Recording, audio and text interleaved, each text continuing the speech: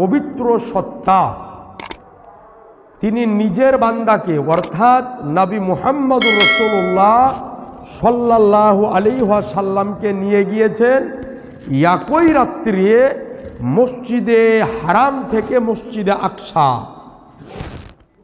আজিজানে মোহতারাম,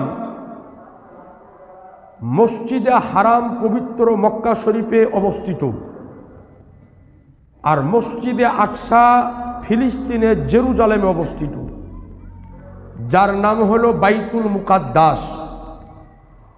সারা পৃথিবীর বুকে মুসলমানদের যতগুলি নিশানি এবং পুরাতন ঐতিহ্যবাহী এবং ইমানের সঙ্গে অবিচ্ছেদ্যতম নিশানি এবং চিহ্ন রয়েছে, তার মধ্যে একটি অন্যতম প্রাচীনতম ইমানি যে অংশ, তার নাম হলো মসজিদে আকসা বাইতুল মুকাদ্দাস। একটু সুবহানাল্লাহ বলেন।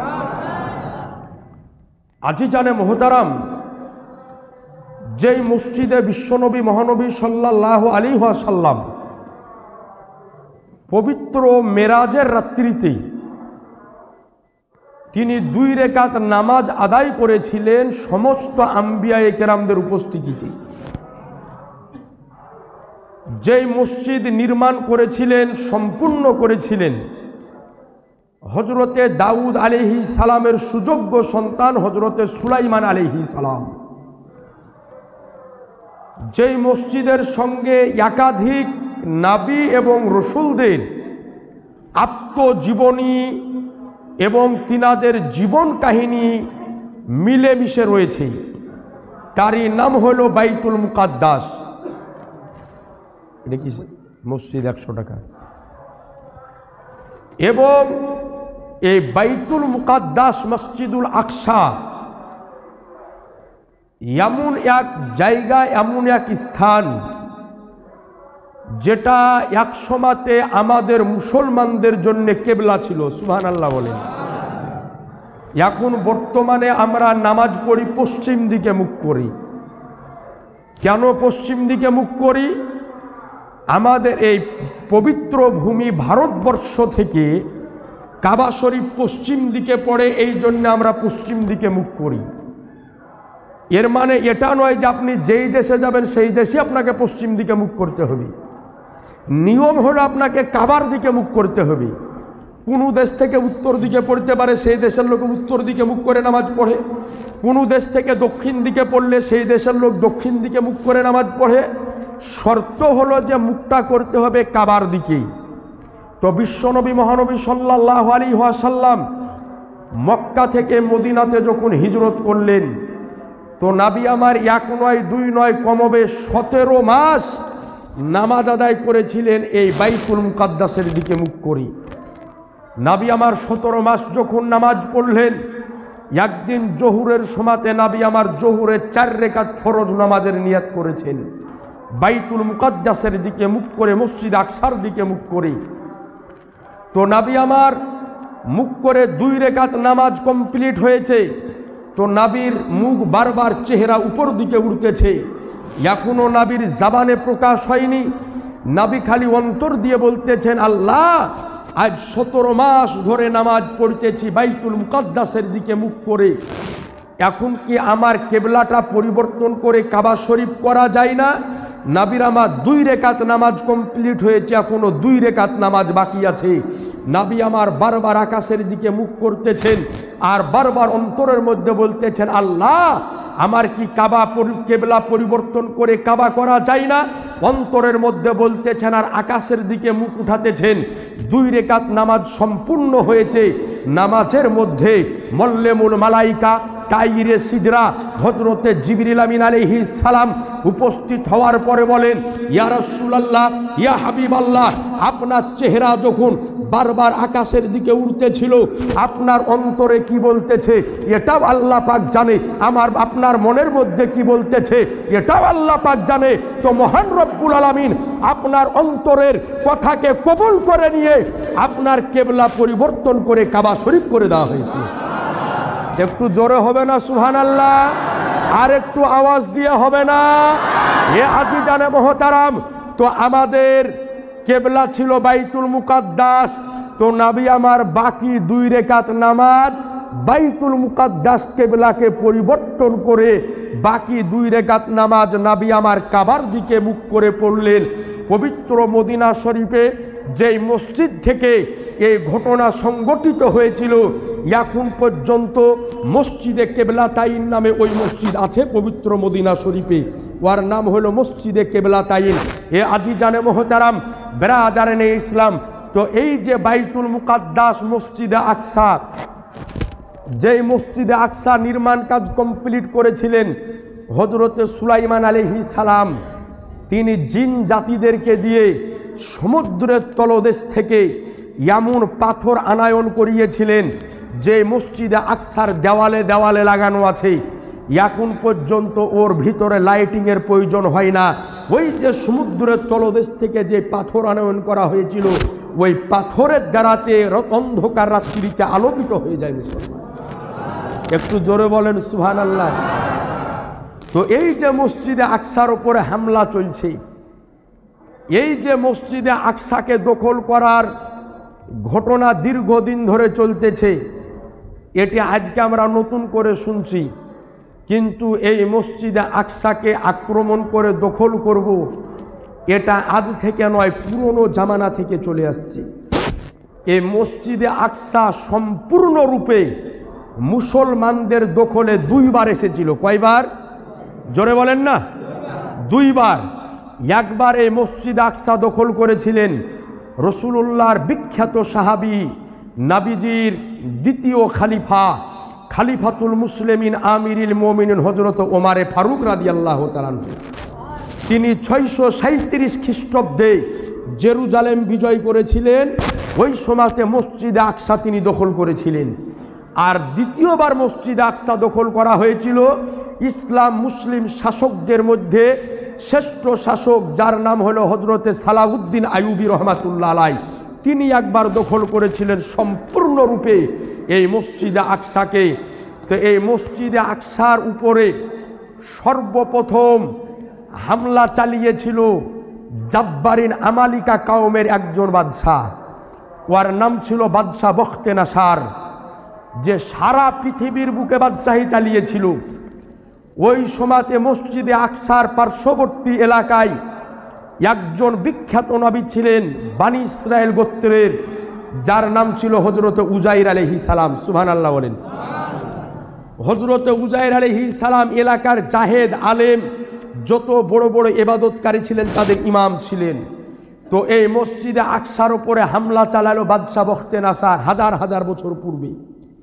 তো হামলা চালানোর পরে সর্বপ্রথম বাদশাহ বখতে নাসার ওই এলাকার 1 লক্ষ মুসলমানকে জবাই করেছিল, আর 1 লক্ষ মুসলমানকে এলাকা থেকে তাড়িয়ে দিয়েছিল, আর 1 লক্ষ মুসলমানকে কারাগারের মধ্যে বন্দী করেছিল। এই যে 1 লক্ষ মুসলমানকে বন্দী করল, এর মধ্যে বিশ্ববিখ্যাত পায়গাম্বার হযরতে উজাইর আলাইহিস সালামও ছিলেন। মসজিদে আকসার আশপাশে যত আপনার বড় বড় বিল্ডিং ইমারত ছিল পাথরের তৈরি, সব ভেঙে চূর্ণ বিচূর্ণ করে দিয়েছিল।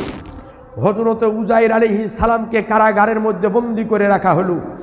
দীর্ঘদিন পরে হযরতে উজাইর আলাইহিস সালাম আপনার বাদশাহ বখতে নাসারের কারাগার থেকে তিনি ছুটলেন। ছুটার পরে একটা ঘোড়ার উপরে সওয়ার হলেন। সওয়ার হওয়ার পরে তিনি 1 পা 2 পা করে করে আস্তে আস্তে মসজিদ আকসার নিকটে আসলেন। আসার পরে তিনি আশ্চর্য হয়ে গেলেন, চারিদিকে হাজার হাজার লক্ষ লক্ষ মানুষের সমাগম থাকতো, কিন্তু আজ একজন মানুষেরও কোনো পাত্তা নাই, লাপাতা হয়ে গিয়েছে, সারনাটা হয়ে গিয়েছে, পুরো বিরান হয়ে গিয়েছে। আপেল গাছে আপেল ধরে পেকে ঝুঁকে ঝুঁকে আছে, কিন্তু পাড়ার মানুষ নাই। আঙ্গুরের গাছে আঙ্গুর ধরে পেকে ডালগুলা ঝুঁকে ঝুঁকে আছে, কিন্তু আঙ্গুর পেড়ে খাওয়ার মতো মানুষ নাই। হযরতে উজাইর আলাইহিস সালাম একটা আঙ্গুর গাছের জড়ে তিনার গাধাটাকে শক্ত করে বেঁধে একটা আঙ্গুর গাছ থেকে কিছু আঙ্গুরকে তিনি পাড়লেন। পাড়ার পরে ওই আঙ্গুরের জুস তিনি বানালেন। বানানোর পরে একটু পান করলেন, আর কিছুটা জুস একটা বোতলের মধ্যে ভরে তিনার ব্যাগের মধ্যে ভরে সাইডে রাখলেন। রাখার পরে তিনার জবান দিয়ে একটা কথা বেরিয়ে গেল যে আল্লাহ, এই যে মসজিদে আকসার চারিদিকে এত হাজার হাজার মানুষ থাকতো, কিন্তু আজকে বিরান হয়ে গিয়েছে, সারনাটা পড়ে আছে। আল্লাহ, এর পাশে কি আবার মানুষের সমাগম হবে? আবার কি বিল্ডিং ইমারত তৈরি হবে? আবার কি মানুষ আসবে? আল্লাহ, এটা কেমন করে আসবে? আমি উজাইর এটা একবার নিজ চোখে দেখতে চাই। যেমনই এই কথা বলা, আল্লাহ পাক হযরতে উজাইরের এই দুয়াকে আল্লাহ পাক নির দরবারে কবুল করে নিলেন। মুসলমান কবুল করে নিলেন। উনি জুস খেলেন আর বোতলের মধ্যে ভরে, তিনার ব্যাগের মধ্যে ভরে একটা আঙ্গুর গাছের ছায়াতে তিনি শুয়ে গেলেন। পাকা আঙ্গুর, আর আপনারা দেখবেন যে যেই গাছের ফল পেকে যায় ওই গাছের আপনার ছায়াটা একটু ঠান্ডা হয়। আপনি আপনাদের লিচু বাগানের তলে এখন যান, এক প্রকারের ঠান্ডা পাবেন, আর লিচু যখন পেকে যাবে তার ঠান্ডা আলাদা রকম হবে। তো খুব ঠান্ডা, একেবারে সুন্দর মৌসুম। তিনি ওই আঙ্গুর গাছের তলাতে ব্যাগটাকে পাজরে রেখে তিনি ফুরফুরে মনোরম বাতাসে ঘুমিয়ে গেলেন। আর যেমনই তিনি ঘুমিয়ে গেলেন, ঘুমের মধ্যে আল্লাহ পাক তিনার মৌত করিয়ে দিলেন। বলেন ইন্না লিল্লাহি ওয়া ইন্না ইলাইহি রাজিউন। তিনার মৌত হয়ে গেল। যেমনই তিনার মৌত হয়ে গেল, তিনি ওই জায়গাতে শোয়া অবস্থায় থাকলেন। আর আল্লাহ রব্বুল আলামিন নিজের কুদরতে পাখি, পশু, চারিন্দা, পারিন্দা, জিন, ইনসান সবারই নজর থেকে হযরতে উজাইর আলাইহিস সালামকে আল্লাহ গায়েব করে দিলেন। একটু জোরে সুবহানাল্লাহ বলেন। তিনি গায়েব হয়ে গেল। দিন যায় রাত আসে, রাত যায় দিন আসে, এই রকম করতে করতে ৭৭ বছর অতিবাহিত হয়ে গেল। ৭০ বছর পরে ফরাস দেশের একজন বাদশা বাইতুল মুকাদ্দাসের পাশে আসলো। আসার পরে চারিদিকে আবার নতুন করে তিনি ইমারত তৈরি করলেন, বিল্ডিং বানালেন। বাইরে থেকে মানুষজন নিয়ে আসার পরে বসবাস আরম্ভ করলেন। উজাইর আলাইহিস সালাম উত অবস্থাতে ওই গাছের তলাতে আছে। ৭০ পার হয়ে যাওয়ার পরে যেই দিন ১০০ বছর পূর্ণ হলো, ওই দিন উজাইর আলাইহিস সালামকে আল্লাহ আবার জীবিত করে দিলেন। একটু জোরে হবে না? ১০০ বছর পরে উনার যখন ঘুম ভাঙল, জীবিত যখন হলো, তো উনি উঠার পরে দেখতেছেন যে চুলগুলা কালো অবস্থায় আছে। সুবহানাল্লাহ বলেন। দাড়িগুলা কালো অবস্থায় আছে। উনি যে আঙ্গুরের জুসকে বোতলের মধ্যে ভরে রেখেছিলেন, আপনার বোতলের মুখকে খুলে দেখতেছেন যে জুস এখন পর্যন্ত নষ্ট হয়নি, ঠিকভাবেই রয়েছে। তিনি জুসটাকে একটু পান করলেন। তা আল্লাহ বলছেন যে উজাইর, এখানে কয় বছর ঘুমিয়েছিলে, কতদিন ছিলে? তো বলে আল্লাহ, এই তো সকালবেলাতে ঘুমাইলাম আর এখন বকেল আমার ঘুম ভাঙলো। সুবহানাল্লাহ বলেন। বলছেন যে সকালে ঘুমাইলাম আর বৈকালে আমার ঘুম ভাঙলো। তো আল্লাহ বলেন যে না উজাইর, আমি আল্লাহ তোমাকে এই জায়গাতে ১০০ বছর ঘুম পাড়িয়ে রেখেছিলাম। একটু জোরে বলে দেন সুবহানাল্লাহ। বলে আল্লাহ, আমার চুল এখনো কালো, দাড়ি এখনো কালো, জুস যেই রেখেছিলাম ওটাও খারাপ হয়নি। আল্লাহ, কেমন করে ১০০ বছর আমি ঘুমিয়ে থাকলাম? তা আল্লাহ বলে তোমার বিশ্বাস যদি না হয় তোমার গাধার দিকে তাকাও। যেই গাধা উনি বেঁধে রেখেছিলেন, তাকিয়ে দেখছেন যে গাধা মরে পচে সরে ওর হাড্ডিগুলা সাদা হয়ে গিয়েছে। তো আল্লাহ বলেন যে উজাইর, এইবার তুমি এই গাধার মরা হাড্ডিকে হুকুম দাও, তুমি দেখো যে আমি আল্লাহ এই পচা মরা সরা গাধা থেকে আবার তোমার পুনরায় জীবিত গাধা বানিয়ে দিতে পারি। তাফসিরে সাবির মধ্যে স্পষ্ট আকারে এইভাবে লেখা আছে যে এইবার হযরত উজাইর আলাইহিস সালাম গাদার হাড্ডিকে হুকুম দিল। হাড্ডির হারকাত আরম্ভ হলো, হিলা আরম্ভ হলো, হাড্ডিগুলা একে একে একে একে জড়িতে আরম্ভ হলো। জড়ার পরে আবার পুনরায় কিনার যেই রকম গাধা ছিল, আল্লাহর ইশারাতে আবার ওই রকম গাধা তৈরি হয়ে গেল। তিনি গাধাতে সওয়ার হলেন। সওয়ার হওয়ার পরে এবার এদিক ওদিকে যেতেছেন, তো কিছু চিনতে পারে না কোন দিকে যাব। সব তো নতুন নতুন ইমারত, নতুন নতুন বিল্ডিং। তো ওই সময়তে উনি একটা বিল্ডিংয়ের নিকটে গেলেন। যাওয়ার পরে তিনি চিনতে পারলেন যে এই বিল্ডিংটা আমার জামানার। তো তাকিয়ে দেখতেছেন যে একজন বয়স্কা বুড়ি মহিলা ওই ঘরের বাইরে বসে আছে, কিন্তু তার চোখ দুটি অন্ধ হয়ে গিয়েছে। তো হযরত উজাইর আলাইহিস সালাম বললেন, ওই বুড়ি, বলে কে তুমি? তো বলে আমি হইলাম আল্লাহর নবী হযরত উজাইর আলাইহিস সালাম। সুবহানাল্লাহ বলে।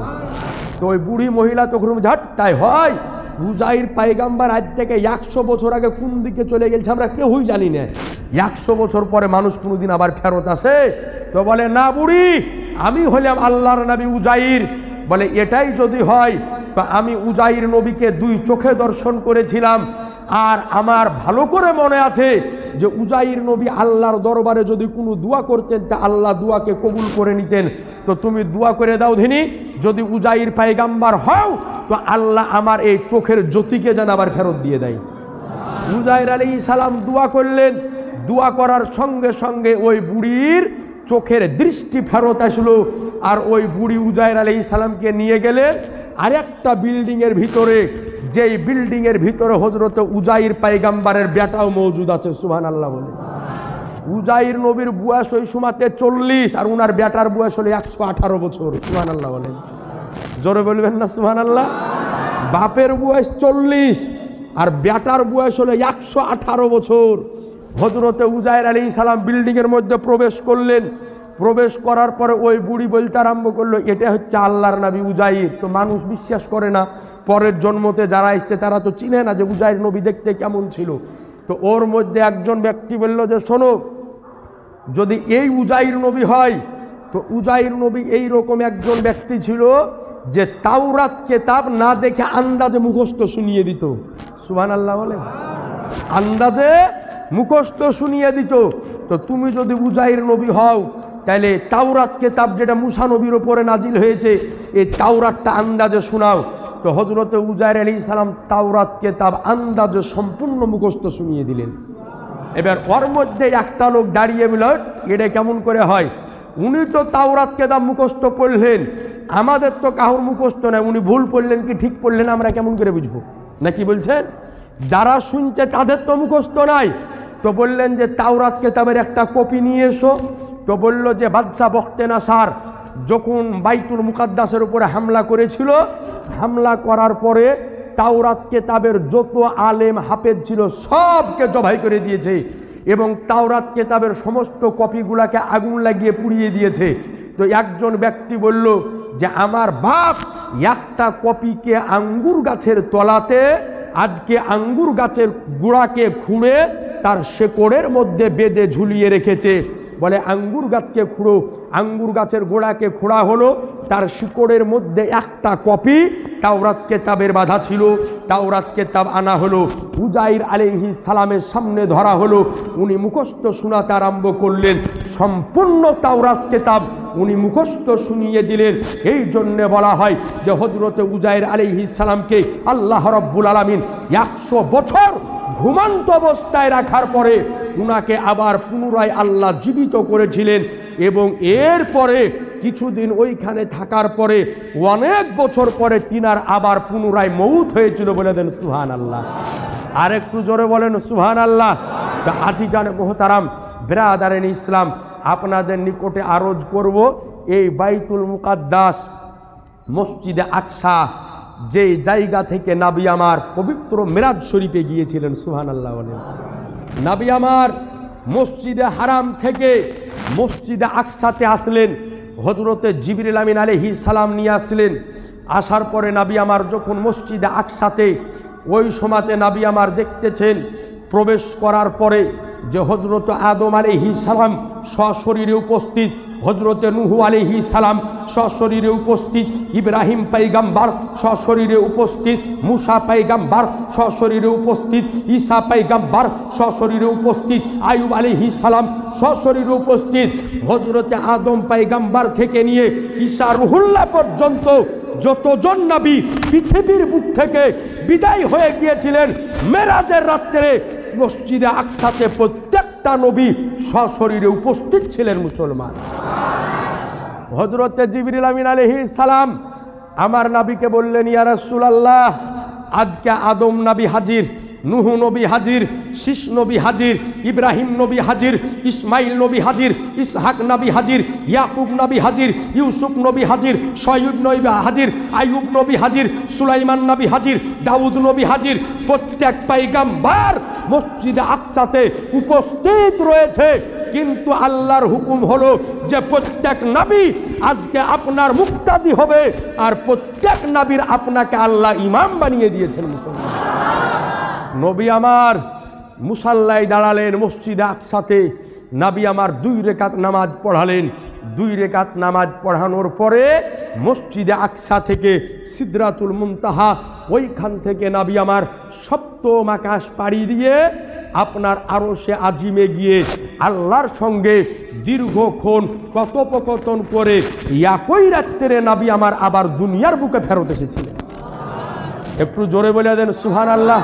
তো ওই মেরাজের মাস হলো এই মাস, এই মাসটার নাম হলো রাজবুল মুরাজ্জাব।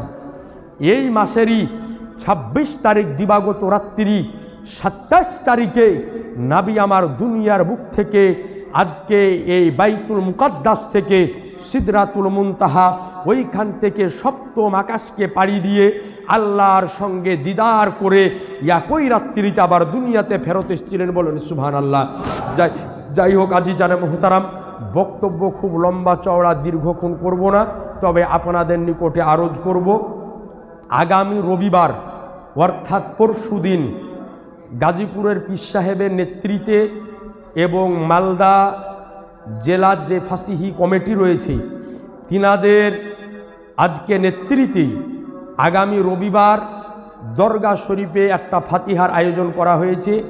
সমগ্র গ্রামের মানুষকে আপনাদেরকে নিমন্ত্রণ করেছে, যে যেই গাড়িতে পারবেন যেমন করে পারবেন আগামী পরশুদিন অর্থাৎ রবিবার সকাল 10টার সময়তে সদল্লাপুর দরগা শরীফে হাজির হয়ে যাবেন। বলেন ইনশাল্লাহ। একটু জোরে বলেন ইনশাল্লাহ। জিনাদের সম্ভব হবে সকলেই যাবেন। বেলা 10টার সময়তে হুজুরের গাড়ি আপনার খালতিপুর থেকে রওনা দিবেন। আপনারা যদি মনে করেন যে আমরা এখান থেকে আগে খালতিপুর যাব, ওখান থেকে হুজুরের সঙ্গে সঙ্গে যাব, আপনি এটাও করতে পারেন। যদি মনে করেন অধিকার যাব না, এমনি দিয়ে আমি সোজা বেরিয়ে দরগা চলে যাব, আপনি এটাও করতে পারেন। এটা আপনার উপরে নির্ভর করছেন, আপনি যেমন